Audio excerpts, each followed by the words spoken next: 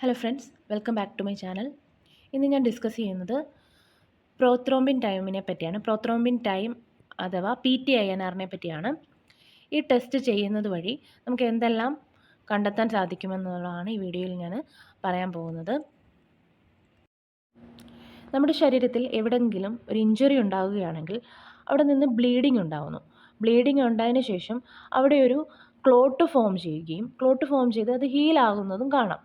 അപ്പോൾ ഈ പ്രോസസ്സ് എന്ന് പറയുന്നത് നടക്കുന്ന കാര്യങ്ങൾ ഇതിനകത്ത് ഈ പലതരത്തിലുള്ള സെല്ലുകളും ക്ലോട്ടിംഗ് ഫാക്ടേഴ്സും എല്ലാം പ്രവർത്തിക്കുന്നത് കൊണ്ടാണ് ഇങ്ങനെ ഈ മുറിവ് ഹീലാകുന്നത്.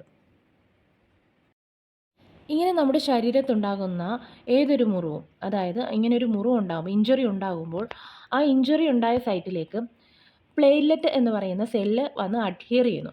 അതായത് പ്ലേറ്റ്ലെറ്റ് എന്ന് പറഞ്ഞാൽ ക്ലോട്ടിങ്ങിന് സഹായിക്കുന്ന ഒരു സെല്ലാണ്.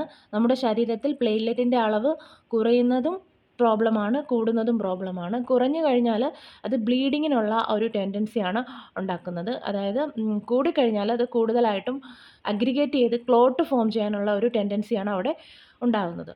അപ്പോൾ പ്ലേറ്റ്ലെറ്റ് ക്ലോട്ടിങ്ങിന് സഹായിക്കുന്ന ഒരു സെല്ലാണ്. ഇവിടെ സാധാരണയായി ഒരു മുറിവ് ഉണ്ടാകുമ്പോൾ പ്ലേറ്റ്ലെറ്റ് അവിടോട്ട് വന്ന് അഡ്ഹിയർ ചെയ്യുന്നു. അതായത് ഒരു പ്ലേറ്റ്ലെറ്റ് അല്ല, ഒരുപാട് ലാക്സ് പ്ലേറ്റ്ലെറ്റ് വന്ന് അവിടെ അഡ്ഹിയർ ചെയ്യുന്നു. അഡ്ഹിയർ ചെയ്ത് അവിടെ ഒരു പ്രൈമറി ക്ലോട്ട്, അതായത് ടെമ്പററി ആയിട്ടുള്ള ഒരു പ്രൈമറി ക്ലോട്ട് അവിടെ ഫോം ചെയ്യുന്നു. അതായത് ആ ഒരു മുറിവ് ഹീലാകാൻ വേണ്ടിയിട്ട് ഫസ്റ്റ് ക്ലോട്ട്, അതായത് പ്രൈമറി ക്ലോട്ട്, ടെമ്പററി ക്ലോട്ട് അവിടെ ഫോം ചെയ്യുന്നു. അപ്പോൾ ഇങ്ങനെ ഈ പ്ലേറ്റ്ലെറ്റ് വന്ന് ഇവിടെ അഡ്ഹിയർ ചെയ്യുമ്പോൾ ഈ പ്ലേറ്റ്ലെറ്റ് ഇത് കൂടാതെ ക്ലോട്ടിംഗ് ഫാക്ടേഴ്സിനെ ആക്ടിവേറ്റ് ചെയ്യുന്നു. നമ്മുടെ ശരീരത്തിൽ ഏകദേശം 13 ക്ലോട്ടിംഗ് ഫാക്ടേഴ്സാണ് ഉള്ളത്. അപ്പോൾ ഈ പ്ലേറ്റ്ലെറ്റിനെ കൂടാതെ ക്ലോട്ടിംഗ് ഫാക്ടേഴ്സും ഈ മുറിവുണ്ടായ ഈ വെസലിൽ മുറിവുണ്ടായ സൈറ്റിലേക്ക് വരികയും ചെയ്യുന്നു. ഇങ്ങനെ ഇവിടെ ഒരു പെർമനൻ്റ് ക്ലോട്ട് അഥവാ ക്ലോഗ് ഫോം ആകുന്നു. അപ്പോൾ അങ്ങനെ ആ പെർമനൻ്റ് ക്ലോട്ട് ഫോം ആകുന്നത് വഴി ആ ഒരു മുറിവ് പതിയെ പതിയെ ഹീലാകാൻ തുടങ്ങുന്നു. അപ്പോൾ ഇതാണ് നമ്മുടെ ശരീരത്തിൽ സാധാരണയായിട്ട് ഒരു നോർമൽ ആളുടെ ശരീരത്തിൽ ഉണ്ടാകുന്നത്. അതേസമയം ചിലരുടെ ശരീരത്തിൽ മുറിവ് ഉണ്ടായി കഴിയുമ്പോൾ ബ്ലീഡിങ് നിൽക്കാതെ വരുന്നത് കാണാം. അതെന്തുകൊണ്ടാണ്? ഞാൻ പറഞ്ഞു, പ്ലേറ്റ്ലെറ്റ് കൂടാതെ തന്നെ ക്ലോട്ടിംഗ് ഫാക്ടേഴ്സ് ഉണ്ട്. ചിലപ്പോൾ ഒന്നെങ്കിൽ പ്ലേറ്റ്ലെറ്റിൻ്റെ ആയിട്ടുള്ള എന്തെങ്കിലും ഫങ്ഷണൽ പ്രോബ്ലം കൊണ്ടായിരിക്കാം, അല്ലെന്നുണ്ടെങ്കിൽ ഈ ക്ലോട്ടിംഗ് ഫാക്ടേഴ്സ് 13 ക്ലോട്ടിംഗ് ഫാക്ടേഴ്സാണ് നമ്മുടെ ശരീരത്തിലുള്ളത്. ഇതിലേതെങ്കിലുമുള്ള ക്ലോട്ടിംഗ് ഫാക്ടേഴ്സിൻ്റെ ഡെഫിഷ്യൻസി മൂലം, ക്ലോട്ടിംഗ് ഫാക്ടേഴ്സിനുണ്ടാകുന്ന ഡെഫിഷ്യൻസി മൂലം നമ്മുടെ ശരീരത്തിൽ ബ്ലീഡിങ് ഉണ്ടായിക്കഴിഞ്ഞാൽ അവിടെ ബ്ലീഡിങ് സ്റ്റോപ്പ് ആകാതെ വരുന്നത് കാണാം. അപ്പോൾ അത് എല്ലാവർക്കുമില്ല. നോർമലായിട്ടുള്ള ആൾക്കാർക്ക് സാധാരണ ഒരു മുറിവുണ്ടായി കഴിഞ്ഞ് കഴിഞ്ഞാൽ അത് പെട്ടെന്ന് തന്നെ ഹീലാകും. കാരണം പ്ലേറ്റ്ലെറ്റിൻ്റെ ആക്ഷനും ക്ലോട്ടിംഗ് ഫാക്ടേഴ്സിൻ്റെ ആക്ഷനും കാരണം അവിടെ പെട്ടെന്ന് തന്നെ ഹീലിംഗ് നടക്കുന്നു. അതേസമയം ഇങ്ങനെ ഡെഫിഷ്യൻസി ഉള്ള ആൾക്കാരിൽ മുറിവുണ്ടായി കഴിഞ്ഞാൽ ബ്ലീഡാകാനുള്ള ടെൻഡൻസി വളരെ കൂടുതലായിരിക്കും. ഇങ്ങനെ ഉണ്ടാകുന്ന ക്ലോട്ടിംഗ് ഫാക്ടേഴ്സിൻ്റെ ഡെഫിഷ്യൻസി ചിലരിൽ ജെനറ്റിക്കായിട്ട് ഉള്ളവരുണ്ട്, അല്ലാതെ ഡെഫിഷ്യൻസി ആയിട്ട് വരുന്നതുമുണ്ട്. അപ്പോൾ അങ്ങനെ ക്ലോട്ടിംഗ് ഫാക്ടേഴ്സിൻ്റെ ഡെഫിഷ്യൻസി മൂലം പലതരത്തിലുള്ള അസുഖങ്ങളും ഉണ്ടാവാറുണ്ട്. അപ്പം ഇതെല്ലാം നമുക്ക് ഇപ്പോൾ ഒരു മുറിവുണ്ടാകുമ്പോൾ അതിപ്പോൾ ബ്ലീഡിങ് നിന്നില്ല.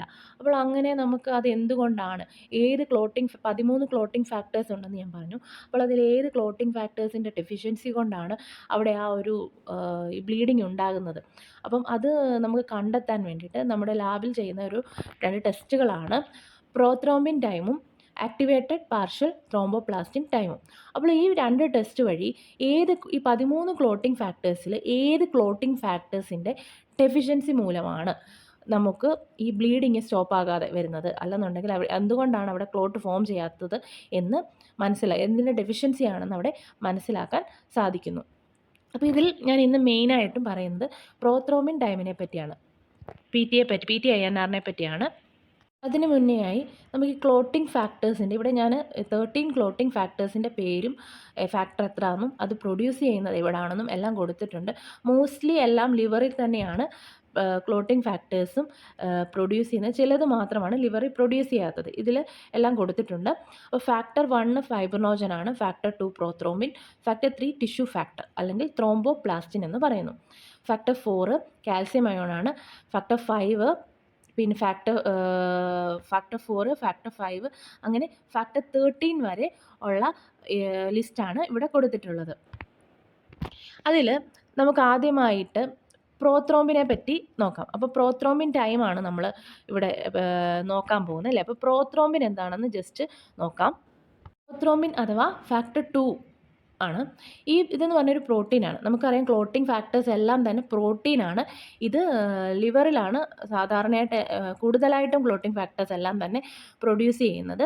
അപ്പോൾ ഈ തരത്തിലുള്ള ഇപ്പോൾ എന്തെങ്കിലും ലിവറിന് എന്തെങ്കിലും പ്രോബ്ലം ഉണ്ടാകുമ്പോഴോ ഒക്കെ തന്നെ ഈ ക്ലോട്ടിംഗ് ഫാക്ടേഴ്സിന് പ്രോബ്ലം ഉണ്ടാകും. കാരണം ലിവർ പ്രൊഡ്യൂസ് ചെയ്യുന്നത് കൊണ്ട് തന്നെ ക്ലോട്ടിംഗ് ഫാക്ടേഴ്സിനും പ്രോബ്ലം ഉണ്ടാകും. അതുപോലെ തന്നെ ലിവറിനുള്ള അസുഖമുള്ളവരിൽ പ്ലേറ്റ്ലെറ്റ് കൗണ്ടിന് വേരിയേഷൻ കാണിക്കും. അതായത് പ്ലേറ്റ്ലെറ്റ് കൗണ്ട് കുറഞ്ഞ് കാണപ്പെടും.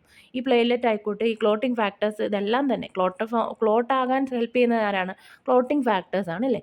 അപ്പോൾ ഈ ലിവറിന് പ്രോബ്ലം ഉണ്ടാകുമ്പോൾ ക്ലോട്ടിംഗ് ഫാക്ടേഴ്സിനും വേരിയേഷൻ സംഭവിക്കുകയും അവിടെ ഈ പറയുന്ന പ്ലേറ്റ്ലെറ്റ് കുറയുകയും അതുപോലെ തന്നെ ബ്ലീഡിങ്ങിനുള്ള ചാൻസ് കൂടുകയും ഒക്കെ ചെയ്യുന്നു. അപ്പം ഇത് സാധാരണയെന്ന് പറയുന്നത് ഒരു പ്രോട്ടീനാണ്. വൈറ്റമിൻ കെ ഡിപ്പെൻഡൻ്റ് ആയിട്ടുള്ള പ്രോട്ടീനാണ്. വൈറ്റമിൻ കെ എന്ന് പറയുന്നത് ക്ലോട്ടിങ്ങിന് സഹായിക്കുന്ന വൈറ്റമിനാണ് അല്ലേ. അപ്പം വൈറ്റമിൻ കെ ഡിപ്പെൻഡൻ്റ് ആയിട്ടുള്ള ക്ലോട്ടിംഗ് ഫാക്ടറാണ് ലിവറിലാണ് പ്രൊഡ്യൂസ് ചെയ്യുന്നത്. ഇത് കൊയാഗുലേഷൻ്റെ അതായത് ക്ലോട്ടിങ്ങിന് ഹെൽപ്പ് ചെയ്യുന്ന പ്രോട്ടീനാണ്. അപ്പോൾ ഇതിൻ്റെ പ്രിക്കസർ എന്ന് വെച്ചാൽ മുൻഗാമി ത്രോംബിനാണ്. ഇത് നമ്മുടെ കൊയാഗുലേഷൻ കാസ്കേഡിൻ്റെ ഒരു എൻസൈമാണിത്.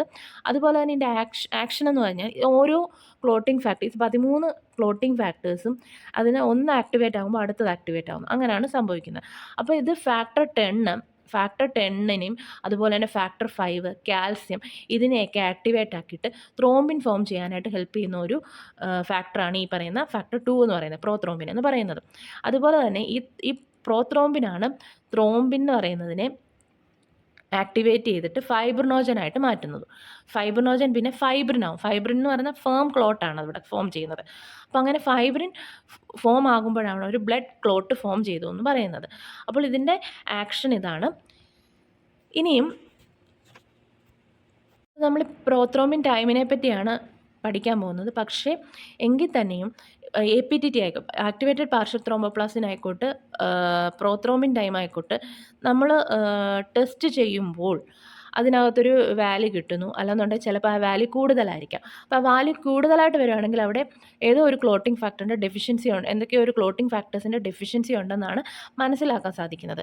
അപ്പം ഇവിടെ പ്രോത്രോംബിൻ ടൈം ചെയ്യുമ്പോൾ ക്ലോട്ടിംഗ് ഫാക്ടറിൻ്റെ ഡെഫിഷ്യൻസി ഉണ്ടെന്ന് മനസ്സിലാക്കാൻ വേണ്ടിയിട്ട് നമ്മളിവിടെ ഒരു ചാർട്ട് കൊടുത്തിരിക്കുന്നത് ഇൻട്രിൻസിക് പാത്വേ, എക്സ്ട്രിൻസിക് പാത്വേ എന്നിങ്ങനെ രണ്ട് പാത്വേ ആണ്. ഈ പാത്വേ എന്താണെന്ന് വെച്ച് കഴിഞ്ഞാൽ നമ്മുടെ ഒരു ക്ലോട്ട് ഫോം ചെയ്യുന്ന കൊയാഗുലേഷൻ കാസ്കേഡിൻ്റെ പാത്വേ ആണിത്. ഒരു ക്ലോട്ട് ഫോം ചെയ്യുന്ന ഇത്രയും ക്ലോട്ടിംഗ് ഫാക്ടേഴ്സിൻ്റെ ഹെൽപ്പോട് കൂടിയാണ്. അതായത് ഒരു മുറിവ് ഉണ്ടാകുമ്പോൾ ആ മുറിവ് ഉണ്ടാകുന്നത് മുതൽ എങ്ങനെ അത് ക്ലോട്ട് ആകുന്നു എന്ന് കാണിക്കുന്ന ഒരു ചാർട്ടാണ് ഇവിടെ കൊടുത്തിരിക്കുന്നത്. അപ്പോൾ അത് രണ്ട് രീതിയിലാണ് വരുന്നത്, ഇൻട്രിൻസിക് ആയിട്ടും എക്സ്ട്രിൻസിക് ആയിട്ടും. അപ്പം എക്സ്ട്രിൻസിക് ആയിട്ടും ഇൻട്രിൻസിക് ആയിട്ടും എന്ന് പറയുന്നത് സാധാരണയായി ഒരു ബ്ലഡ് വെസൽസിന് മുറിവ് ഉണ്ടാകുമ്പോൾ സാധാരണയായി സംഭവിക്കുന്നത് ബ്ലീഡിങ് ഉണ്ടാകും. അപ്പോൾ ഈ ബ്ലഡ് വെസൽസ് എന്ന് പറയുന്നത് ഒരു ക്ലോസ്ഡ് ചാനലാണ്. ഇതിനകത്ത് കൂടെയാണ് ബ്ലഡ് സർക്കുലേറ്റ് ചെയ്യുന്നത്. ഈ ക്ലോസ്ഡ് ചാനലിനകത്ത് ബ്ലഡ് വെസൽസിനകത്ത് എന്താണുള്ളത്? എൻഡോത്തീലിയൽ സെൽസ് ആണുള്ളത്.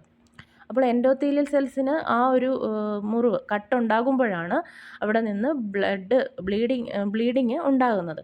അപ്പോൾ ഈ എൻഡോത്തീലിയൽ സെൽസിന് പുറമേ ആയിട്ട് കണക്റ്റീവ് ടിഷ്യൂസും എല്ലാം ഉണ്ട്. അപ്പം ഈ കൊളാജൻ എന്ന് പറഞ്ഞു കഴിഞ്ഞാൽ ആ ബ്ലഡ് വെസൽസിന് ഉള്ളിൽ ഉണ്ടാക്കിയിരിക്കുന്ന ഒരു പ്രോട്ടീനാണ് കൊളാജൻ എന്ന് പറഞ്ഞാൽ. അപ്പോൾ എൻഡോത്തീലിയൽ സെൽസിന് മുറിവ് ഉണ്ടാകുമ്പോൾ അവിടെ ഒരു ഗ്യാപ്പ് ഫോം ആകുന്നു അല്ലേ. ആ ഗ്യാപ്പിൽ കൂടെ ആണല്ലോ ബ്ലഡ് പുറത്തു വരുന്നത്. അപ്പോൾ സാധാരണയായി ഈ ഗ്യാപ്പ് അടയ്ക്കാൻ വേണ്ടിയിട്ട്, അതായത് അവിടെ ഒരു ക്ലോട്ട് ഫോം ചെയ്യാനുള്ള ഒരു ടെൻഡൻസി വരുന്നു. അപ്പോൾ ഞാൻ മുന്നേ പറഞ്ഞതുപോലെ തന്നെ ഹീമോസ്റ്റാസിസ് എന്ന് പറയുന്ന ആ ഒരു പ്രോസസ്സ്, അതായത് ഹീമോ മീൻസ് ബ്ലഡ്, സ്റ്റാസിസ് എന്ന് പറഞ്ഞാൽ ആ ബ്ലഡിൻ്റെ ആ ഒരു ഫ്ലോ അത് സ്റ്റോപ്പ് ചെയ്യാനുള്ള ആ ഒരു പ്രോസസ്സാണ് ഹീമോസ്റ്റാസിസ് എന്ന് പറഞ്ഞാൽ. അപ്പോൾ അതായത് ക്ലോട്ട് ഫോം ചെയ്യാനുള്ള ഇത്. അപ്പോൾ ഈ ക്ലോട്ട് ഫോം ചെയ്യുന്നത് രണ്ട് സ്റ്റെപ്പായിട്ടാണ് വരുന്നത്. അതായത് പ്രൈമറി ഹീമോസ്റ്റാസിസും സെക്കൻഡറി ഹീമോസ്റ്റാസിസും. അപ്പോൾ ഈ എൻഡോത്തീലിയൽ സെൽസിന് ഇങ്ങനെ ഒരു വിടവ് വരുമ്പോൾ ആദ്യം നമ്മുടെ പ്ലേറ്റ്ലെറ്റ് അത് ഡിറ്റക്റ്റ് ചെയ്യും, ഇങ്ങനെ ഒരു മുറിവ് ഉണ്ടായിട്ടുണ്ട്. അപ്പോൾ അവിടേക്ക് പ്ലേറ്റ്ലെറ്റ് വരും. പ്ലേറ്റ്ലെറ്റ് വന്ന് അഡ്ഹിയർ ചെയ്യും. ആദ്യം കുറച്ച് പ്ലേറ്റ്ലെറ്റ് ആയിരിക്കും വരുന്നത്. പിന്നീട് കൂടുതൽ പ്ലേറ്റ്ലെറ്റ് വന്ന് അവിടെ അഗ്രിഗേറ്റ് ചെയ്തിട്ട് അവിടെ ഒരു ഫേം ക്ലോട്ടായിട്ട് മാറുന്നു. അപ്പം ഇത് നടക്കുന്നത് ഇൻട്രിൻസിക് ആയിട്ടായിരിക്കും. അതായത് ബ്ലഡ് വെസൽസിനുള്ളിലെ ബ്ലഡിലെ തന്നെ ഒരു ബ്ലഡിൽ ഇങ്ങനെ ഒരു ബ്ലഡ് വെസൽസിനുള്ളിൽ ഒരു മുറിവുണ്ടാകുമ്പോൾ അവിടെ ബ്ലഡിലെ തന്നെ ഫാക്ടറുകൾ, അതായത് എക്സാമ്പിൾ പറഞ്ഞു കഴിഞ്ഞാൽ ഇവിടെ കൊടുത്തിട്ടുണ്ട്, ഇൻട്രിൻസിക്കിനകത്ത് ആദ്യം കൊടുത്തിട്ടുണ്ട് ഫാക്ടർ 12. അപ്പോൾ അത് ബ്ലഡിനകത്ത് തന്നെ ഉള്ള ഒരു ക്ലോട്ടിംഗ് ഫാക്ടറാണ്. അപ്പോൾ അത് ആക്ടിവേറ്റ് ആകുകയും അങ്ങനെ കുറേ ക്ലോട്ടിംഗ് ഫാക്ടേഴ്സ് അവിടെ ആക്ടിവേറ്റ് ആയി ഫൈനലി ഒരു ഫേം ക്ലോട്ടായിട്ട് മാറുകയും ചെയ്യുന്നു. ഇതുപോലെ തന്നെയാണ് എക്സ്ട്രിൻസിക്കിലും നടക്കുന്നത്. എക്സ്ട്രിൻസിക്കിലും ബ്ലഡ് വെസൽസിന് കട്ടുണ്ടാകും. ആ സമയത്ത് പുറമേ ഉള്ള ടിഷ്യൂസിൽ, ഇതിപ്പോൾ പറഞ്ഞത് ബ്ലഡ് ഇന്നറായിട്ടുള്ള, അത് ബ്ലഡ് വെസൽസിനകത്തുള്ള എൻഡോത്തീലിയൽ സെൽസിനുണ്ടാകുന്നതും ഇത് പുറമേ എൻഡോത്തീലിയൽ സെൽസിൽ ഉണ്ടാകുന്നത് കൂടാതെ തന്നെ ടിഷ്യൂസിനും എന്തെങ്കിലും ട്രോമ സംഭവിക്കുകയാണെങ്കിൽ അവിടെ ടിഷ്യൂ ഫാക്ടർ ആക്ടിവേറ്റ് ആക്കും. ടിഷ്യൂ ഫാക്ടർ അവിടെ ആക്ടിവേറ്റ് ആകുകയും അങ്ങനെ പലതരത്തിലുള്ള ക്ലോട്ടിംഗ് ഫാക്ടേഴ്സ് അവിടെ ഫോം ആവുകയും ചെയ്യുന്നു. ക്ലോട്ടിംഗ് ഫാക്ടേഴ്സ് അവിടെ ആക്ടിവേറ്റ് ആയി അവിടെ ഫൈബ്രിൻ ക്ലോട്ട് ഉണ്ടാവുകയും ചെയ്യുന്നു. ഈ രണ്ട് പാത്വേയിലും ഒരു കോമൺ ആയിട്ടുള്ളൊരു കാര്യമാണ് നടക്കുന്നത്, ക്ലോട്ട് ഫോം ചെയ്യുന്നു.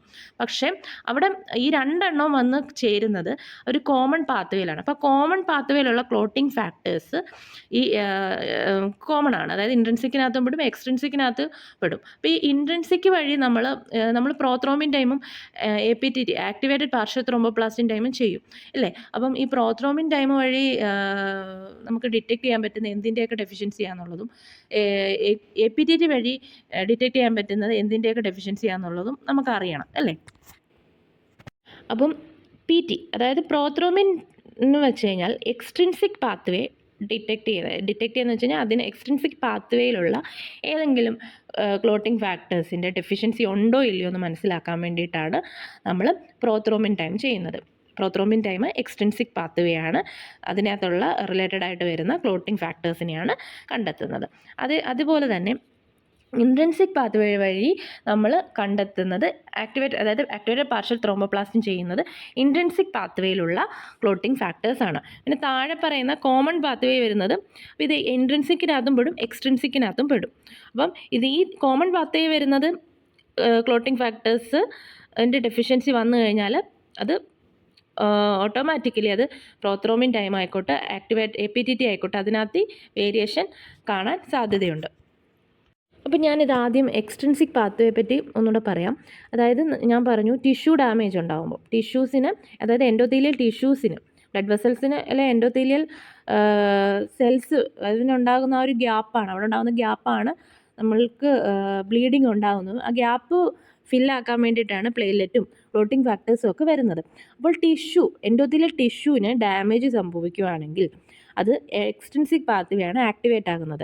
അതിൽ ആദ്യം ആക്ടിവേറ്റ് ആകുന്നത് ഈ ടിഷ്യൂ ട്രോമ ഉണ്ടാകുമ്പോൾ ടിഷ്യൂ ഫാക്ടറാണ്. ടിഷ്യൂ ഫാക്ടർ എന്ന് പറഞ്ഞാൽ ഫാക്ടർ 3 ആണ്. പിന്നീട് ഈ ഫാക്ടർ 3 കഴിഞ്ഞതിന് ശേഷം ഫാക്ടർ 7 ആക്ടിവേറ്റ് ചെയ്യുന്നു. പിന്നെ ഫാക്ടർ 7 പോയിട്ട് ഫാക്ടർ 10, പിന്നെ ഫാക്ടർ 2, അങ്ങനെ ഫാക്ടർ 1, അങ്ങനെ ലാസ്റ്റ് വരുന്നതാണ് ത്രോംബിന്. പിന്നെ ത്രോംബിൻ പോയി ഫൈബ്രിനോജനെ ആക്ടിവേറ്റ് ആക്കുന്നു. ഫൈബ്രിനോജൻ ഫൈബ്രിനായിട്ട് മാറുന്നു. അങ്ങനെ സ്റ്റേബിൾ ക്ലോട്ടായിട്ട് മാറുകയാണ് ചെയ്യുന്നത്. അപ്പോൾ ഇതിനെല്ലാം ഹെൽപ്പ് ചെയ്യുന്ന ഒരാളുണ്ട്, കാൽസ്യം. അപ്പോൾ കാൽസ്യം എന്ന് പറയുന്ന ക്ലോട്ടിംഗ് ഫാക്ടേഴ്സിലുള്ള ഇതാണ്. അത് ലിവറിലല്ല പ്രൊഡ്യൂസ് ചെയ്യുന്നത്, ബാക്കിയെല്ലാം ലിവറിലാണ് പ്രൊഡ്യൂസ് ചെയ്യുന്നത്. അപ്പോൾ ഈ കാൽസ്യം ഇതിനെല്ലാം ഒരു സപ്പോർട്ട് കൊടുക്കുന്ന ആളാണ്. അപ്പോൾ ഇതിനകത്ത് ഓരോന്നിൻ്റെയും നമ്പറും ഓരോന്നിനും പറയുന്ന മറ്റു പേരും ആണ് ഇവിടെ കൊടുത്തിട്ടുള്ളത്. അപ്പം എക്സ്ട്രിൻസിക് പാത്വേ വരുന്ന ക്ലോട്ടിംഗ് ഫാക്ടേഴ്സ് ഏതൊക്കെയാണ് എന്ന് മനസ്സിലാക്കേണ്ടതുണ്ട്. അപ്പോൾ എന്ത് വന്നാലും ലാസ്റ്റ് വരുന്നത് ഫൈബ്രിൻ ക്ലോട്ടാണ്. അതായത് ക്ലോട്ട് ഫോം ചെയ്യുന്നത് എങ്ങനെയാണെന്നാണ് ക്ലോട്ടിംഗ് ഫാക്ടേഴ്സ് ആക്ടിവേറ്റ് ആയി ക്ലോട്ട് ഫോം ചെയ്യുന്നത് എങ്ങനെയാണെന്ന് പറയുന്നത്. അപ്പോൾ ഇതിനകത്ത് എക്സ്ട്രിൻസിക്ക് വരുന്ന ക്ലോട്ടിംഗ് ഫാക്ടേഴ്സ് ഏതൊക്കെയാണ് അത് മനസ്സിലാക്കണം. അതുപോലെ തന്നെ ഇൻട്രിൻസിക് പാത്വേ. അപ്പോൾ എക്സ്ട്രിൻസിക് പാത്വേ വഴി നമ്മൾ പ്രോത്രോംബിൻ ടൈം ആണ് ടെസ്റ്റ് ചെയ്യുന്നത്. ഇനി ഇൻട്രിൻസിക് പാത്വേ എന്ന് പറഞ്ഞു കഴിഞ്ഞാൽ ബ്ലഡ് വെസൽസിനുണ്ടാകുന്ന കൊളാജൻ അഥവാ എൻഡോത്തീലിയൽ സെൽസിനുണ്ടാകുന്ന ആ ഒരു ഉള്ളിലുണ്ടാകുന്ന ഒരു ഡാമേജ് ആണ്, അല്ലെങ്കിൽ അവിടെ ഉണ്ടാകുന്ന ആ ഒരു മുറിവ് അടയ്ക്കാൻ വേണ്ടിയിട്ടാണ് അവിടെ പ്ലേറ്റ്ലെറ്റും ക്ലോട്ടിംഗ് ഫാക്ടേഴ്സും ഒക്കെ വരുന്നത്. അവിടുത്തെ ക്ലോട്ടിംഗ് ഫാക്ടേഴ്സ് ഏതൊക്കെയാണെന്ന് പറഞ്ഞാൽ ഫാക്ടർ 12 ഉണ്ട്, 11 ഉണ്ട്, 9 ഉണ്ട്. ഓരോന്നും ചെന്ന് ഓരോന്നിനെ ആക്ടിവേറ്റ് ആക്കി, ഞാൻ അതുകൊണ്ടാണ് ഓരോന്നും എടുത്ത് പറയാത്തത്. ഫാക്ടർ 12, 11, 9, 8 പിന്നെ വരുന്നത് ഫാക്ടർ 10 ഫാക്ടർ 10 എന്ന് പറഞ്ഞാൽ കോമൺ പാത്ത് വേ വരുന്നത് സ്റ്റോർഡ് പ്രോർ ഫാക്ടർ എന്നാണ് പറയുന്നത്. പിന്നെ അത് പോയി പ്രോത്രോംബിനെ ആക്ടിവേറ്റ് ചെയ്യുന്നു. പിന്നെ പ്രോത്രോംബിൻ ചെന്ന് ത്രോംബിനെ ആക്ടിവേറ്റ് ചെയ്യുന്നു. പിന്നെ അതിനുശേഷം ഫൈബ്രിനോജൻ ആകുന്നു, ഫൈബറിനാകുന്നു, അങ്ങനെ ക്ലോട്ട് ഫോം ചെയ്യുന്നു. അപ്പം ഈ ഇൻട്രിൻസിക് പാത്ത് വേ APTT ആണ് മെയിനായിട്ട് ഫോക്കസ് ചെയ്യുന്നത്. അപ്പോൾ APTTക്ക് ഉണ്ടാകുന്ന വേരിയേഷന് എന്ത് സംഭവിക്കും? അവിടെ ഈ ഏതെങ്കിലും ക്ലോട്ടിംഗ് ഫാക്ടേഴ്സിന് എന്തെങ്കിലും ഡെഫിഷ്യൻസി ഉള്ളതുകൊണ്ടായിരിക്കാം അവിടെ APTT ഹൈ ആയിട്ട് കാണിക്കുന്നത്. അപ്പം 12 അതുപോലെ തന്നെ 12 ഹെജിമാൻ ഫാക്ടർ എന്ന് പറയുന്നു, 11 പ്ലാസ്മ ത്രോംബോപ്ലാസ്റ്റിന്, പിന്നെ 9 ക്രിസ്മസ് ഫാക്ടർ, പിന്നെ അത് കഴിഞ്ഞ് 8 വരുന്നുണ്ട് ആൻറ്റി ഹീമോഫിലിക് ഫാക്ടർ എന്നാണ് പറയുന്നത്. പിന്നെ വരുന്നത് കോമൺ പാത്വേയിലോട്ടാണ് ഫാക്ടർ 10, പിന്നെ ത്രോംബിനെ ആക്ടിവേറ്റ് ആക്കുന്നു, ഫൈബ്രിനോജനെ ആക്ടിവേറ്റ് ആക്കുന്നു, പിന്നെ ഫൈബ്രിൻ, പിന്നെ സ്റ്റേബിൾ ക്ലോട്ടായിട്ട് മാറുന്നു. എക്സ്ട്രിൻസിക്കിൽ വരുന്നത് ടിഷ്യൂ ഫാക്ടറാണ്. അത് എത്രാമത്തെയാണ്? മൂന്നാമത്തെയാണ്. അത് മൂന്നാമത്തേത് ചെന്ന് പിന്നെ 7ാമത്തേതിൽ ആക്ടിവേറ്റ് ആക്കുന്നു. അങ്ങനെ അത് കാൽസ്യത്തിൻ്റെ എല്ലാം ഹെൽപ്പോട് കൂടി, രണ്ടിടത്തും കാൽസ്യം അയോൺ ഹെൽപ്പ് ചെയ്യുന്നുണ്ട്, ഹെൽപ്പോട് കൂടി കോമൺ പാത്വേയിലോട്ട് വരുന്നു. അത് ഫാക്ടർ 10നെയാണ്. കോമൺ പാത്വേയിലോട്ട് വരുന്നത് ആദ്യമായിട്ട് വരുന്ന ഫാക്ടർ ഏതാണ്? ഫാക്ടർ 10 ആണ്. പിന്നെ ലാസ്റ്റ് സംഭവിക്കുന്ന ഫൈബ്രിൻ ക്ലോട്ട് ഉണ്ടാകുന്നു. അപ്പോൾ എക്സ്ട്രിൻസിക്കിൽ പ്രോത്രോംബിൻ ടൈമാണ് മെയിനായിട്ട് നോക്കുന്നത്. ഇൻട്രിൻസിക്കിൽ ആക്ടിവേറ്റഡ് പാർഷ്യൽ ത്രോംബോപ്ലാസ്റ്റിൻ ടൈമാണ് നോക്കുന്നത്.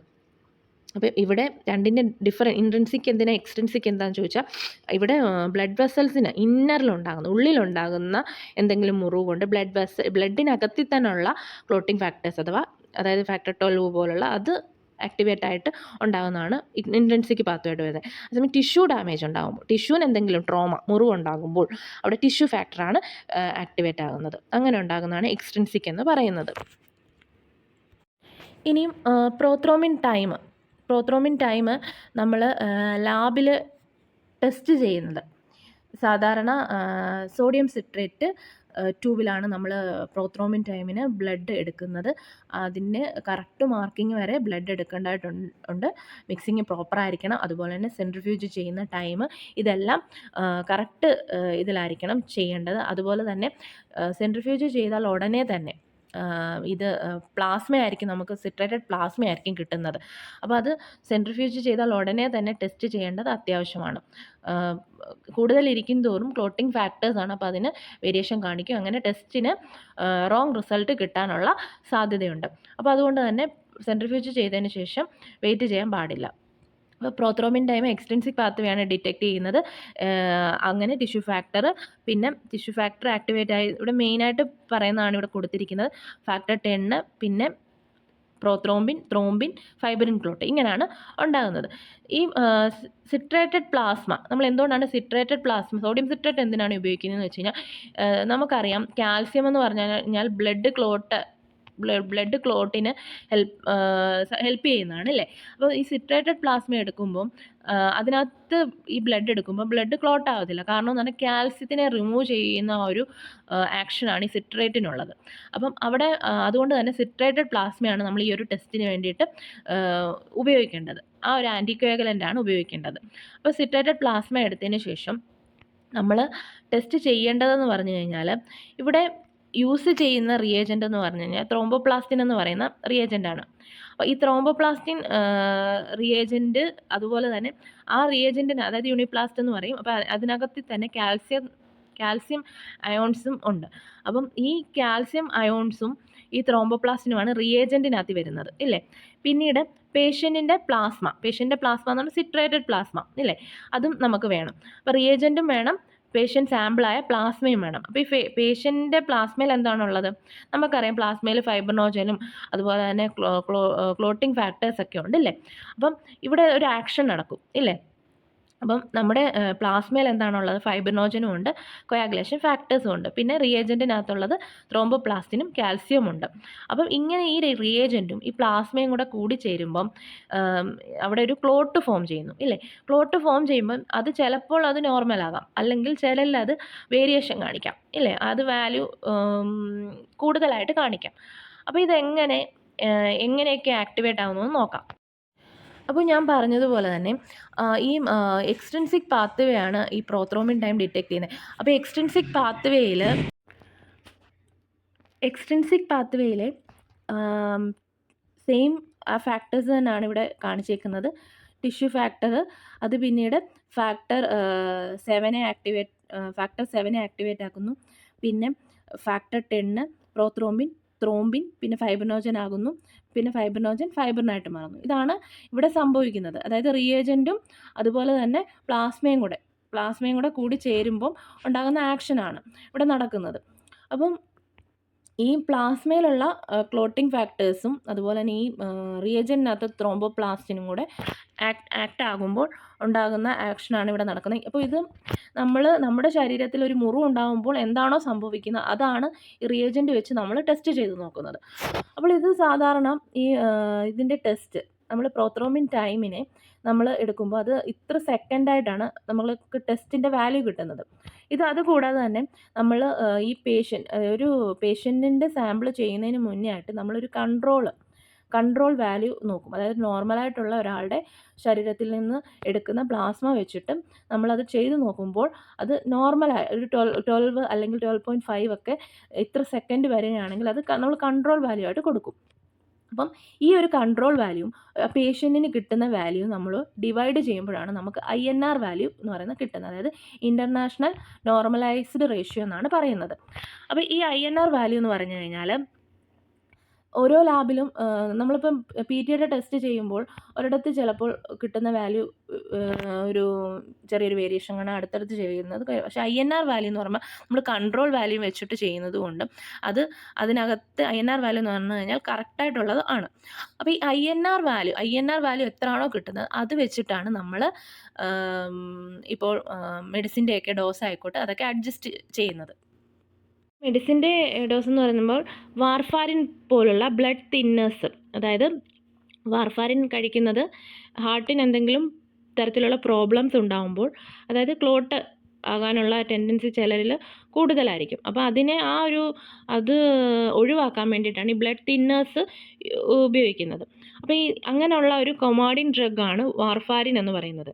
അപ്പം ഈ സാധാരണയായിട്ട് ഈ വാർഫാരിൻ യൂസ് ചെയ്യുന്നത് ആട്രിയൽ ഫൈബ്രിലേഷൻ, അതുപോലെ deep vein thrombosis, pulmonary embolism, അതുപോലെ തന്നെ മെക്കാനിക്കൽ ഹാർട്ട് വാൽവ് ഇങ്ങനെയൊക്കെയുള്ള ആൾക്കാരിലാണ്, പേഷ്യൻസിലാണ് സാധാരണ ഈ ഒരു വാർഫാരിൻ ഡ്രഗ് യൂസ് ചെയ്യുന്നത്. ആട്രിയൽ ഫൈബ്രിലേഷൻ എന്ന് പറഞ്ഞു കഴിഞ്ഞാൽ അബ്നോർമലായിട്ടുണ്ടാകുന്ന ഹാർട്ട് റിതമാണ്. ഒന്നെങ്കിൽ BP ഒക്കെ കൂടുതലുള്ളവരിലോ ഒക്കെ ഈ ഒരു അത് കാണുന്നു.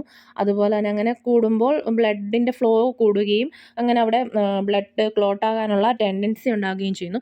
അതുപോലെ തന്നെ ഡീപ്പ് വെയിൻ ത്രോംബോസിസ്, അതായത് ലെഗ് പോലുള്ള അല്ലെങ്കിൽ പെൽവിസ് പോലുള്ള ഭാഗങ്ങളിലൊക്കെ ബ്ലഡ് ക്ലോട്ട് ഫോം ചെയ്യുന്നതിനെയാണ് ഡീപ്പ് വെയിൻ ത്രോംബോസിസ് എന്ന് പറയുന്നത്. അതുപോലെ തന്നെ ഹാർട്ട് വാൽവ് ഒക്കെ ഉള്ളവരിൽ, അതുപോലെ തന്നെ പൾമണറി എംബോളിസം. പൾമണറി എന്ന് പറഞ്ഞു കഴിഞ്ഞാൽ ലങ്സ് ആണ്. അപ്പം ലങ്സ് റിലേറ്റഡ് ആയിട്ട് ലങ്സിൽ ഈ പറയുന്ന ബ്ലഡ് ക്ലോട്ട് ഫോം ചെയ്തിട്ട് അവിടെ ബ്ലോക്ക് ഉണ്ടാകുന്നത്. അപ്പോൾ ഓക്സിജൻ്റെ ലെവലിലൊക്കെ പ്രോബ്ലം ഉണ്ടാകും. അങ്ങനെ ബ്രീത്തിങ്ങിനൊക്കെ പ്രോബ്ലം ഉണ്ടായി. ഹാർട്ട് റിലേറ്റഡ് ആയിട്ട് ലങ്സും ഹാർട്ടും റിലേറ്റഡ് ആണ് അല്ലേ. നമ്മുടെ ഓക്സിജൻ്റെ ഓക്സിജന് വേണ്ടിയിട്ട് ലങ്സിനെ ഡിപ്പെൻഡ് ചെയ്തെങ്കിലേ പറ്റത്തുള്ളൂ ഹാർട്ടിന്. അപ്പോൾ അതുകൊണ്ട് തന്നെ ഈ പറയുന്ന ലങ്സിൽ ബ്ലഡ് ക്ലോട്ടായി ഇരിക്കുന്നതിനെയാണ് പൾമണറി എംബോളിസം എന്ന് പറഞ്ഞാൽ. ലങ്സിലായിക്കോട്ടെ ഹാർട്ടിലായിക്കോട്ടെ വന്നു കഴിഞ്ഞാൽ ഇത് അങ്ങോട്ടും ഇങ്ങോട്ടും ഉള്ള ഫ്ലോയ്ക്ക് തടസ്സപ്പെടും. അപ്പം ഇങ്ങനെയുള്ള പൾമണറി എംബോളിസം ഉള്ളവരിലും ഇങ്ങനെയൊക്കെ ഉള്ളവരും വാർഫാരിൻ എന്ന് പറയുന്ന മെഡിസിൻ യൂസ് ചെയ്യുന്നുണ്ട്. അപ്പോൾ ഈ വാർഫാരിൻ കഴിക്കുമ്പം സാധാരണയായിട്ട് ഒരു ഡോസ് കാണുമല്ലോ. അപ്പോൾ ഈ ഡോസ് ഡോക്ടേഴ്സ് നിശ്ചയിക്കുന്നതെന്ന് പറഞ്ഞു കഴിഞ്ഞാൽ ഈ INR വാല്യൂവിനെ ആസ്പദമാക്കിയിട്ടാണ്. അതായത് ഇപ്പോൾ INR വാല്യൂ കുറയുകയാണെങ്കിൽ അപ്പോൾ അതിനനുസരിച്ച് INR വാല്യൂ ഇപ്പം നോർമലായിട്ടുള്ള ഒരാളുടെ നോർമൽ വാല്യൂ ആയിരിക്കത്തില്ല ഈ പറയുന്ന ആൻറ്റികോഗുലൻ്റ്, അതായത് ക്ലോട്ട് ആകാതിരിക്കാനുള്ള ഈ ഡ്രഗ് വാർഫാരിൻ എടുക്കുന്നവരിൽ. അപ്പം അങ്ങനെ ബ്ലഡിൻ്റെ ഒരു INR വാല്യൂ കുറയുമ്പോൾ അവിടെ എന്താണ് സംഭവിക്കുന്നത്? ക്ലോട്ട് ആകാനുള്ള ടെൻഡൻസി കൂടുകയെന്നാണ് അല്ലേ.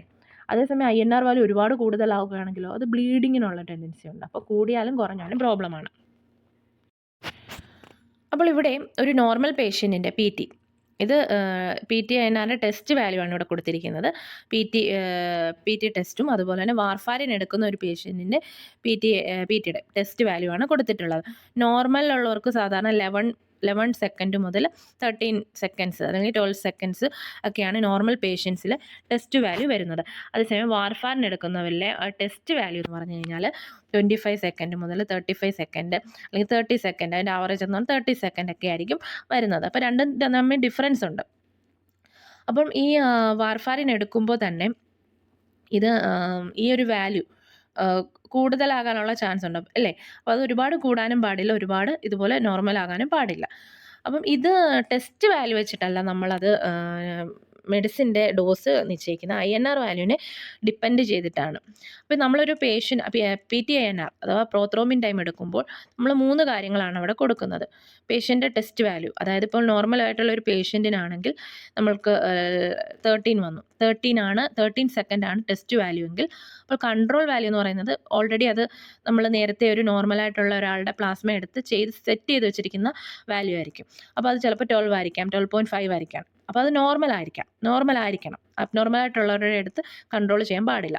അപ്പോൾ അങ്ങനെ സെറ്റ് ചെയ്ത test value divided by control value ആണ് INR എന്ന് പറഞ്ഞാൽ. മനസ്സിലായോ? അപ്പം ഈ നോർമൽ പേഷ്യൻ്റെയും വാർഫാരിൻ എടുക്കുന്ന പേഷ്യൻ്റെയും വ്യത്യാസം വരും. അപ്പോൾ അതുപോലെ തന്നെ ആ ടെസ്റ്റ് വാല്യൂവിനേക്കാൾ കൂടുതൽ ഇമ്പോർട്ടൻ്റ് എന്ന് പറഞ്ഞാൽ INR ഇൻ്റർനാഷണൽ നോർമലൈസ്ഡ് റേഷ്യോ, ഈ ഒരു വാല്യൂവിനെ ഡിപ്പെൻഡ് ചെയ്തിട്ടാണ് ഡോക്ടേഴ്സ് മെഡിസിൻ്റെ തോത് നിശ്ചയിക്കുന്നത്. ഇപ്പോൾ വാർഫാരിൻ എടുക്കുന്നവർക്ക് മാത്രമല്ല പ്രോത്രോമിൻ ടൈം ചെയ്യുന്നത്, അല്ലാതുള്ള കണ്ടീഷനും ഉണ്ട്, അത് ഞാൻ പറയാം. അപ്പം ഇതിൻ്റെ ടെസ്റ്റ് വാല്യൂ 10 to 14 സെക്കൻഡ്സ് വരും. അതായത് നോർമൽ റേഞ്ചൊക്കെ ഏകദേശം ലാബിൻ്റെ അനുസരിച്ച് 10 അല്ലെങ്കിൽ 11 ആ ഒരു ലെവലിൽ തന്നെയാണ് വരുന്നത്.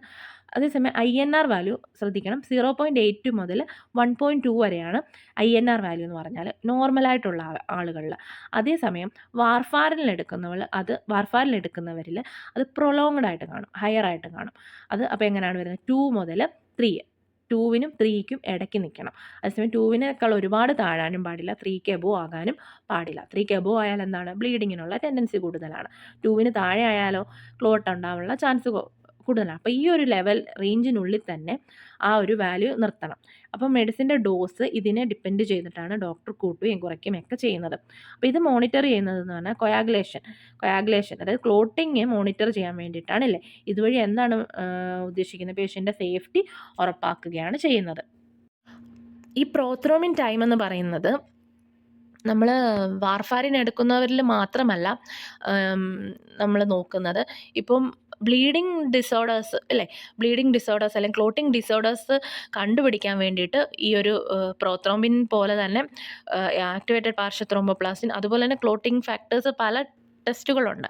ഇത് നോർമലായിട്ട് ചെയ്യുന്ന ടെസ്റ്റാണിത്. പിന്നെ വാർഫാരിൻ എടുക്കുന്നവരിൽ സാധാരണ ബേസിക്കായിട്ട് ചെയ്യുന്ന ഒരു ടെസ്റ്റാണിത്. അപ്പം പ്ലേറ്റ്ലെറ്റ് കുറയുക, ചിലരിൽ നോക്കുമ്പം കണ്ടിന്യൂസ് ആയിട്ട് പ്ലേറ്റ്ലെറ്റ് കുറയുന്ന കാണും. ചിലപ്പോൾ അത് പ്ലേറ്റ്ലെറ്റിൻ്റെ ഫങ്ഷണലായിട്ടുള്ള പ്രോബ്ലം കൊണ്ടായിരിക്കാം, അല്ലെങ്കിൽ ബോൺമാരോ പ്ലേറ്റ്ലെറ്റ് കൂടുതലായിട്ട് പ്രൊഡ്യൂസ് ചെയ്യാത്തത് കൊണ്ടായിരിക്കാം. പ്ലേറ്റ്ലെറ്റ് കുറയുമ്പോൾ അവിടെ ഉണ്ടാകുന്നത് പറഞ്ഞാൽ ബ്ലീഡിങ്ങിനുള്ള ടെൻഡൻസി എന്താണെങ്കിലും കൂടും. അപ്പം അത് കണ്ടെത്താനും ഒക്കെ നമ്മൾ ആദ്യം ചെയ്യുന്നത് പറഞ്ഞാൽ കംപ്ലീറ്റ് ബ്ലഡ് കൗണ്ട് ഇങ്ങനെയൊക്കെയുള്ള ടെസ്റ്റുകൾ ചെയ്യും. പിന്നെ അതുപോലെ തന്നെ പ്ലേറ്റ്ലെറ്റിൻ്റെ എന്തെങ്കിലും അബ്നോർമാലിറ്റി ഉണ്ടോ എന്ന് പറയും, പെരിഫറൽ സ്മിയർ ചെയ്ത് നോക്കും. ഇത് കൂടാതെ തന്നെ ക്ലോട്ടിങ്ങിൻ്റെ കൊണ്ടാണ് ക്ലോട്ടിങ് ഫാക്ടേഴ്സിൻ്റെ കൊണ്ട് ഡെഫിഷ്യൻസി ആണെങ്കിൽ അതിന് സാധാരണയായിട്ട് ചെയ്യുന്ന ടെസ്റ്റാണ് പ്രോത്രോംബിൻ ടൈം എന്ന് പറയുന്നത്. അതായത് അത് കൂടുതലാണെങ്കിൽ മനസ്സിലാക്കാം ഇന്ന ക്ലോട്ടിങ് ഫാക്ടേഴ്സ് കൊണ്ടാണ്, എക്സ്ട്രിൻസിക് പാത്വേയിലുള്ള ഇന്ന ക്ലോട്ടിങ് ഫാക്ടർ കൊണ്ടാണ് അവിടെ പ്രോബ്ലം ഉണ്ടായത്. അതനുസരിച്ച് മെഡിസിൻ എടുക്കാവുന്നതാണ്. അപ്പം പ്രോത്രോംബിൻ ടൈം, അതുപോലെ തന്നെ bleeding time, clotting time, activated partial thromboplastin എന്നൊക്കെ പറഞ്ഞാൽ നോർമലായിട്ട് ചെയ്യുന്ന ടെസ്റ്റുകളാണ്. അപ്പോൾ ഈ നോർമൽ ടെസ്റ്റുകൾ എപ്പോഴൊക്കെയാണ് ചെയ്യുന്നത്? ഒന്നാമതെന്ന് പറഞ്ഞു കഴിഞ്ഞാൽ ലിവർ ഡിസീസ് ഉള്ളവരിൽ ഈ പറയുന്ന ബ്ലീഡിങ്ങിൻ്റെയും ക്ലോട്ടിങ്ങിൻ്റെയൊക്കെ ടെസ്റ്റ് ചെയ്യും. കാരണം എന്ന് വെച്ചാൽ ലിവർ തന്നെയാണ് നമ്മുടെ ഈ ക്ലോട്ടിങ് ഫാക്ടേഴ്സൊക്കെ പ്രൊഡ്യൂസ് ചെയ്യുന്നത്. അപ്പോൾ ലിവറിന് എന്തെങ്കിലും പ്രോബ്ലം ഉണ്ടാകുമ്പോൾ ഈ ക്ലോട്ടിങ്ങിൻ്റെ പ്ലേറ്റ്ലെറ്റ് കുറയുകയോ അല്ലെങ്കിൽ ബ്ലീഡിങ് ഉണ്ടാകുന്നതിനൊക്കെ ഉള്ള ആ ഒരു ലിവർ ഡിസീസ് ഉള്ളവരിൽ ചിലരിൽ ദേഹത്തൊരു മുറിവ് ഉണ്ടായിക്കഴിഞ്ഞ് കഴിഞ്ഞാൽ അത് ബ്ലീഡിങ് സ്റ്റോപ്പ് ആകാൻ ഇച്ചിരി ബുദ്ധിമുട്ടാണ് ചില ആൾക്കാരിൽ. സിറോസിസ് അതുപോലെ തന്നെ ഫാറ്റി ലിവറിൽ ഉള്ള എല്ലാവർക്കും എന്നല്ല പറഞ്ഞത്. അത് ഗ്രേഡ് കൂടുന്നതിനനുസരിച്ച് ചില ആൾക്കാരിൽ ലിവറിൻ്റെ ആ ഒരു ഫംഗ്ഷന് പ്രോബ്ലം ആകുമ്പോൾ ക്ലോട്ടിങ് ഫാക്ടേഴ്സ് പ്രൊഡ്യൂസ് ചെയ്യാനുള്ള ഒരു എബിലിറ്റി അങ്ങ് നഷ്ടപ്പെടും. അതുപോലെ തന്നെ പ്ലേറ്റ്ലെറ്റിൻ്റെയൊക്കെ ആ ഒരു ഇത് അങ്ങ് നഷ്ടപ്പെടും. അങ്ങനെ പ്ലേറ്റ്ലെറ്റ് കുറയുകയൊക്കെ ചെയ്യുന്നു. ലിവർ ഡിസീസ് ഉള്ളവരിൽ പ്രോത്രോമിൻ ടൈം ചെയ്യും. അതുപോലെ തന്നെ ഇപ്പോൾ ഒരു സർജറി നടക്കുകയാണ്. സർജറി നടക്കുന്നതിന് മുന്നേ അതിന് മുന്നോടിയായിട്ട് ഈ പറയുന്ന ബ്ലീഡിങ് ടൈമും ക്ലോട്ടിങ് ടൈമും ഇതെല്ലാം നമ്മൾ പ്രോത്രോമിൻ ടൈം അതുപോലെ തന്നെ APTT ടെസ്റ്റുകൾ ചെയ്ത് നോക്കും. കാരണം ഇൻ കേസ് സർജറിയുടെ സമയത്ത് എന്തെങ്കിലും തരത്തിൽ ബ്ലീഡിങ് ഉണ്ടായി കഴിഞ്ഞ് കഴിഞ്ഞാൽ അതറിയാൻ വേണ്ടിയിട്ടാണ്. ഇതിന് മുന്നേ ചെയ്യുകയാണെങ്കിൽ അതിനകത്ത് എന്തെങ്കിലും തരത്തിൽ ഡെഫിഷ്യൻസി ഉണ്ടോയെന്ന്, ക്ലോട്ടിങ് ഫാക്ടറിന് ഡെഫിഷ്യൻസി ഉണ്ടോയെന്ന് അറിയാൻ സാധിക്കും. പിന്നെ പറഞ്ഞതെന്ന് പറഞ്ഞാൽ വാർഫാരിൻ എടുക്കുന്നവരിൽ നമ്മുടെ ആ ഒരു മെഡിസിൻ്റെ ഡോസ് അഡ്ജസ്റ്റ് ചെയ്യാൻ വേണ്ടിയിട്ട് നോക്കാൻ വേണ്ടിയിട്ട് പ്രോത്രോമിൻ ടൈം ചെയ്യുന്നുണ്ട്. പിന്നെ അതുപോലെ തന്നെ ഇത് സാധാരണയായിട്ട് കൂടി കാണപ്പെടുന്നത് പറഞ്ഞതുപോലെ തന്നെ ലിവർ ഡിസീസിൽ വൈറ്റമിൻ കെ എന്ന് പറഞ്ഞാൽ ക്ലോട്ടിങ്ങിന് സഹായിക്കുന്ന വൈറ്റമിനാണ്. അപ്പോൾ വൈറ്റമിൻ കെ ഡെഫിഷ്യൻസി ഉള്ളവരിൽ വൈറ്റമിൻ കെ എന്ന് പറഞ്ഞാൽ സാധാരണയായിട്ട് നമുക്ക് നാച്ചുറലായിട്ട് കിട്ടുന്നതെന്ന് പറഞ്ഞാൽ ഗ്രീൻ ലീഫി വെജിറ്റബിൾ, ബ്രോക്കോളി ഇങ്ങനെയൊക്കെയുള്ള അതിൽ നിന്നാണ് സാധാരണ വൈറ്റമിൻ കിട്ടുന്നത്, വൈറ്റമിൻ കെ. പിന്നെ അതുപോലെ തന്നെ വാർഫാരിൻ തെറാപ്പി ഓൾറെഡി ഞാൻ പറഞ്ഞു. പിന്നെ അടുത്തത് ഡിസമിനേറ്റഡ് ഇൻട്രാവാസ്കുലർ കൊയാഗുലേഷൻ, അതായത് ബ്ലഡ് വെസൽസിനകത്തിൽ തന്നെ ക്ലോട്ട് ഫോം ചെയ്യുന്ന ഒരു കണ്ടീഷനാണ് DIC അഥവാ ഡിസമിനേറ്റഡ് ഇൻട്രാവാസ്കുലർ കൊയാഗുലേഷൻ എന്ന് പറഞ്ഞാൽ. പിന്നെ അതുപോലെ തന്നെ ഹീമോഫീലിയ എന്ന് പറഞ്ഞാൽ ഫാക്ടർ 8 ഫാക്ടർ 9ൻ്റെയൊക്കെ ക്ലോട്ടിംഗ് ഫാക്ടറിൻ്റെ ഡെഫിഷ്യൻസി കൊണ്ടുണ്ടാകുന്നതാണ് ഹീമോഫീലിയ എന്ന് പറയുന്നത്. ഹീമോഫീലിയ എന്ന് പറയുന്നത് ഒരു ജെനറ്റിക് ആയിട്ടുള്ള ഡിസോർഡറാണ്, ബ്ലീഡിങ് ഡിസോർഡറാണ്. ഇത് ക്ലോട്ടിംഗ് ഫാക്ടേഴ്സിൻ്റെ ഡെഫിഷ്യൻസി അല്ലെങ്കിൽ ഡിസ്ഫങ്ഷൻ കൊണ്ടുണ്ടാകുന്നതാണ്. ഇവിടെ എന്താണ് സംഭവിക്കുന്നത്? ബ്ലഡ് ക്ലോട്ട് ഉണ്ടാകാനുള്ള ബുദ്ധിമുട്ടാണ് അല്ലേ, അങ്ങനെ ബ്ലീഡിങ് കൂടുന്നു. ഹീമോഫീലിയ സാധാരണ 3 തരമാണ്. ഹീമോഫീലിയ A, പിന്നെ haemophilia B, haemophilia C. Haemophilia A എന്ന് പറഞ്ഞാൽ ഫാക്ടർ 8ൻ്റെ ഡെഫിഷ്യൻസി കൊണ്ടുണ്ടാകുന്നതാണ്. ഹീമോഫീലിയ B എന്ന് പറഞ്ഞാൽ ഫാക്ടർ 9, ഹീമോഫീലിയ C എന്ന് പറഞ്ഞാൽ ഫാക്ടർ 11. അപ്പോൾ ഇവിടെ എല്ലാം സംഭവിക്കുന്നതെന്ന് പറഞ്ഞാൽ ബ്ലീഡിങ് കൂടുതലായിട്ട് സംഭവിക്കും. ജോയിൻറ്റ് ബ്ലീഡിങ്, അതുപോലെ തന്നെ മസിൽ ബ്ലീഡിങ്, പിന്നെ നോസ് ബ്ലീഡ്, ഇങ്ങനെ എപ്പിസ്റ്റാസിസ് എന്ന് പറയും. നോസ് ബ്ലീഡിങ്ങിന് നമ്മൾ എപ്പിസ്റ്റാസിസ് എന്ന് പറയും. അപ്പോൾ ഇങ്ങനെയൊക്കെ ബ്ലീഡിങ് ഉണ്ടാകുന്നത് ഈ ഒരു ഹീമോഫീലിയ ഉള്ളവരിൽ കാണപ്പെടുന്നതാണ്. ഇതൊരു എക്സ് ലിങ്ക്ഡ് ആയിട്ടുള്ള റെസസീവ് ഇൻഹെറിറ്റൻസ് പാറ്റേണിൽ വരുന്നതാണ്. പിന്നെ ഇങ്ങനെയൊക്കെയുള്ളതിന് ട്രീറ്റ്മെൻ്റ് എന്ന് പറഞ്ഞു കഴിഞ്ഞാൽ ക്ലോട്ടിംഗ് ഫാക്ടർ റീപ്ലേസ്മെൻറ്റ് തെറാപ്പി ആണ്. പിന്നെ അതുപോലെ തന്നെ ഫ്രഷ് ഫ്രോസൺ പ്ലാസ്മ ഒക്കെ വെച്ചിട്ടാണ് അത് നമ്മൾ ഇത് ചെയ്യുന്നത്. കാരണം ക്ലോട്ടിംഗ് ഫാക്ടേഴ്സ് ഉണ്ടല്ലോ പ്ലാസ്മയിൽ. പിന്നെ അടുത്തതെന്ന് പറഞ്ഞാൽ ആൻറ്റിഫോസ്ഫോലിപ്പിഡ് സിൻഡ്രോം. ഇവിടെ ആൻറ്റിഫോസ്ഫോലിപ്പിഡ് സിൻഡ്രോം എന്ന് പറഞ്ഞു കഴിഞ്ഞാൽ അബ്നോർമലായിട്ട് ബോഡിയിലുണ്ടാകുന്ന ഇമ്മ്യൂൺ ആൻറ്റിബോഡി, അതായത് ആൻറ്റിബോഡീസ് നമുക്ക് എന്താ പറയുക, നമ്മുടെ ശരീരത്തിനെതിരായിട്ട് പ്രവർത്തിക്കുന്ന ഇതാണ്.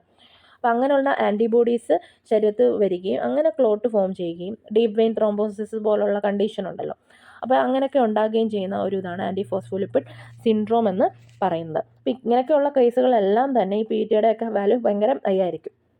അതുപോലെ തന്നെ സാധാരണയായിട്ട് ഇത് മെയിനായിട്ട് ഫോക്കസ് ചെയ്യുന്നത് PT മെയിനായിട്ട് ഫോക്കസ് ചെയ്യുന്നത് പറഞ്ഞു കഴിഞ്ഞാൽ പറയുന്ന അസുഖങ്ങളെല്ലാം തന്നെ കൂടുമെങ്കിലും ലിവർ ഡിസീസ് ഉള്ളവരിൽ വേരിയേഷൻ കാണിക്കും.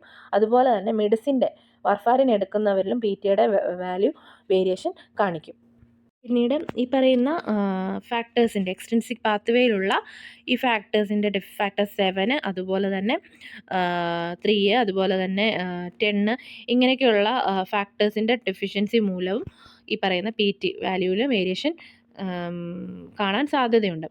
അപ്പം ഇതിൽ പഠിച്ചത് പ്രോത്രോമിൻ ടൈമിനെ പറ്റിയാണ്. അതിൻ്റെ പ്രിൻസിപ്പിൾ എന്താണ്, അതുപോലെ തന്നെ പ്രൊസീജിയർ എന്താണ്, എന്തിനാണ് പ്രോത്രോമിൻ ടൈം ചെയ്യുന്നത്, ഏതൊക്കെ ഡിസീസിലാണ്, ഏതൊക്കെ കണ്ടീഷനുകളിലാണ് പ്രോത്രോമിൻ ടൈമിൻ്റെ വാല്യൂ കൂടുതലായിട്ട് കാണപ്പെടുന്നത് എന്നൊക്കെയാണ്. അപ്പോൾ നിങ്ങൾക്ക് എൻ്റെ വീഡിയോ ഇഷ്ടപ്പെട്ടിട്ടുണ്ടെങ്കിൽ ദയവായി ലൈക്ക് ചെയ്യുക, സബ്സ്ക്രൈബ് ചെയ്യുക. Thank you so much.